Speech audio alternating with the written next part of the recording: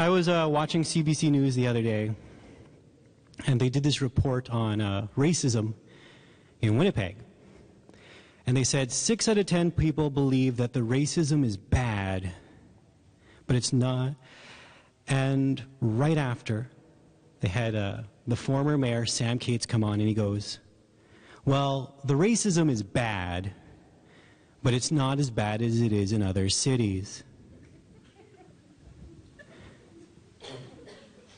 And I'm like, how are you measuring the racism, Mr. Katz?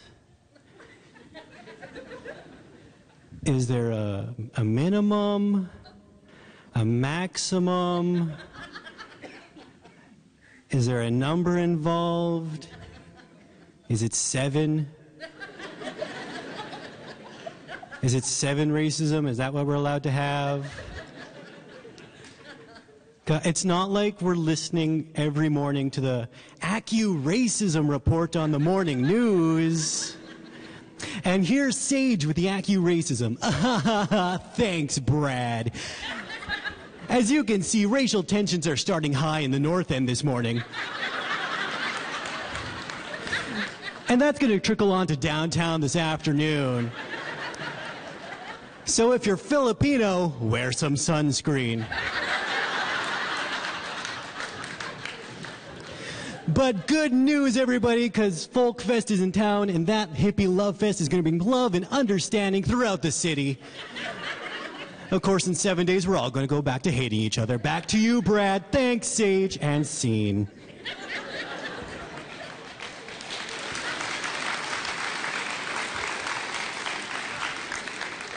I'm going to ask a question. Am I the only one who had, like, their mom go to bingo, disappear for 3 days, and then come back with a brand new dad?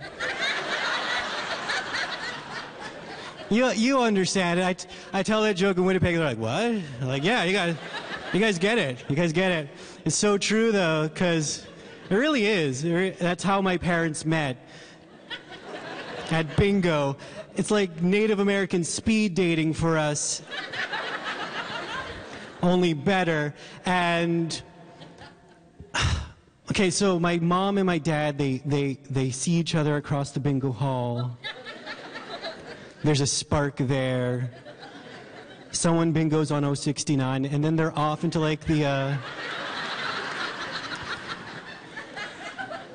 they're off to the intermission, and my mom and my dad, they meet, they talk, and my mom ended up like telling me the story. Like, she's asking my dad all these questions when they first met. Like, are you Native? What band are you from? Do you hunt? And my dad said, no, but I would shoot a moose for you. That's beautiful, people. That is great Native American romance right there. I would shoot a moose for you. That's up there with like, do you want a Slurpee? And hey, is it Child Tax Day?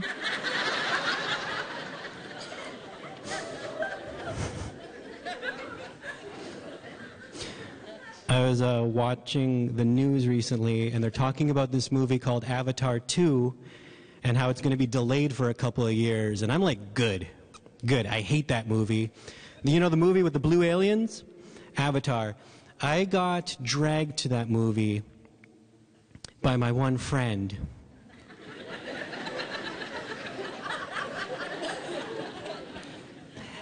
And he was like, Sage, you're going to love this movie. You're going to love this movie. It's about space Native Americans. And they talk to the animals, and they're one with nature. That's Native Americans love stuff like that, right, Sage? And I'm like, yeah. We totally love stuff like that. We also get a +2 damage to bows and arrows. Jerk. So I'm watching this movie in the theater, seething with hate. Because what it basically boils down to is space Native Americans fighting with space white people over the land. And at the end, the space Native Americans got to keep their land. And I was like, really, white people? Really? Really? You can't do that. You can't steal our land, make a movie about stealing land, and then have the moral of the story go, don't steal land, you guys.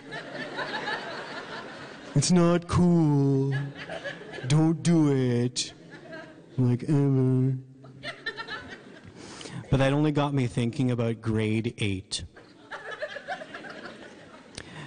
Because grade 8, we had social studies, and we talked about the appropriation of the land. And right after the class, there's this girl named Ruth.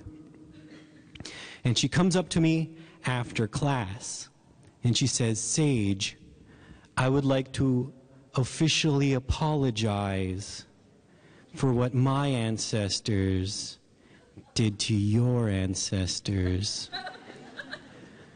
I'm sorry. And I was like, thank you, Ruth. Thank you. Sage, would you like some chips?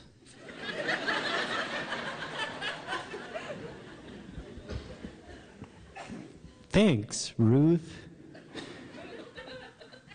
You know what would go great with these chips? Land.